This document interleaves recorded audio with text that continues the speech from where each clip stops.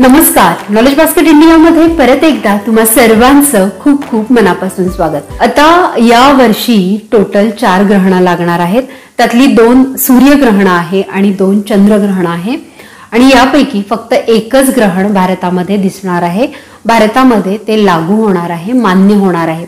बाकीची 3 ग्रहण पाळण्याची आवश्यकता नाही। तर चंद्रग्रहण म्हणजे काय? जेव्हा पृथ्वी ही चंद्र आणि सूर्याच्या मध्ये येते त्यावेळेला चंद्रग्रहण लागतं। माहिती बघूया तिसऱ्या ग्रहणाची, जे की चंद्रग्रहण आहे। अतिशय महत्त्वपूर्ण आहे, भारतात हे मान्य होणार आहे, भारतात हे पाळायचं आहे। तर याच्या देखील वेळा मी तुम्हाला सांगणार आहे। हे चंद्रग्रहण जे आहे हे खग्रास चंद्रग्रहण आहे, म्हणजे पूर्ण चंद्रग्रहण आहे।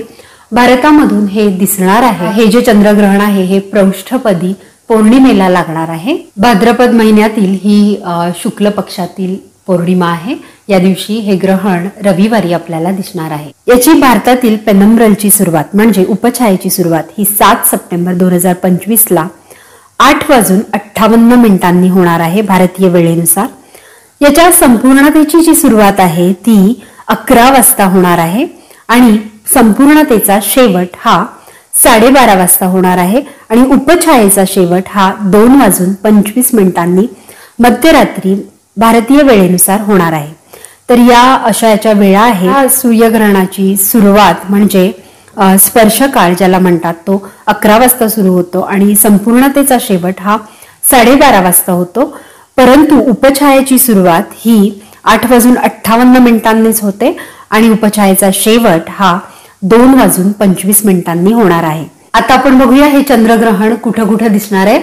भारतात हे चंद्रग्रहण दिसणार आहेच, परंतु भारताबाहेर, भारताशिवाय हे चंद्रग्रहण संपूर्ण आशियामध्ये दिसणार आहे, ऑस्ट्रेलियामध्ये दिसणार आहे, युरोपमध्ये, न्यूझीलंडमध्ये, पश्चिमी आणि उत्तरी अमेरिकेमध्ये दिसणार आहे, आफ्रिकेमध्ये हे चंद्रग्रहण दिसणार आहे, दक्षिण अमेरिकेच्या पूर्व भागामध्ये देखील हे चंद्रग्रहण आपल्याला बघायला मिळणार आहे। आता हे चंद्रग्रहण भारतातून दिसत असल्या कारणाने भारतातून याला धार्मिक मान्यता आहे। ज्योतिषशास्त्राप्रमाणे देखील हे ग्रहण पाळायचं आहे भारतामध्ये। म्हणजेच काय तर याचा सूतक काळ दुपारी 12:57 किंवा दुपारी साधारण 1 वाजल्यापासून ग्रहणाच्या समाप्तीपर्यंत म्हणजे 8 सप्टेंबरला मध्यरात्री 2:25 संपूर्ण सूतक काळ राहणार आहे। परंतु मैत्रिणींनो, लक्षात घ्या की ग्रहण ही एक खगोलीय घटना आहे, त्यामुळे याचा काही विपरीत परिणाम होईल असा डोक्यात विचार अजिबात ठेवू नका। यावेळी धार्मिक मान्यताप्रमाणे काही धार्मिक गोष्टी आपण करू शकतो, पठण पाठन करू शकतो, परंतु तुमच्या गर्भावर आणि तुमच्या बाळावर अगदी तुम्ही चुकून काही गोष्टी केल्या तर याचा काही विपरीत परिणाम होईल असं कुठलंही आजपर्यंत याचा कुठलाही पुरावा नाही। त्यामुळे खूप काही टेन्शन घेण्याची आवश्यकता नाही। तुमच्या माहितीसाठी मी तुम्हाला ग्रहण काळ, ग्रहण वेळ ही अचूक सांगण्याचा प्रयत्न इथं केलेला आहे। मैत्रिणींनो, ग्रहण ही एक खगोलीय घटना आहे। या ग्रहणाच्या वेळा या मी तुमच्या माहितीसाठी दिलेल्या आहेत।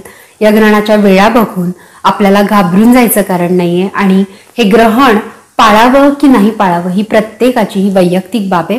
तरी सुद्धा आपल्या भारतीय संस्कृतीवर ग्रहणाचा फार मोठा पगडा आहे आणि मोठ्यांनी आपल्यावर तसे संस्कार केलेले आहेत, म्हणून फक्त मोठ्यांचं ऐकल्याचं आपल्याला समाधान मिळावं, कुठलीही शंका कुशंका मनात राहू नये यासाठी ग्रहण कालावधीत तुम्ही धार्मिक पठण पाठन, हनुमान चालीसा, गणपती स्तोत्र, अथर्व शीर्ष अशा गोष्टी म्हणू शकता आणि काही गोष्टी शक्य असतील तितक्या पाळू शकता।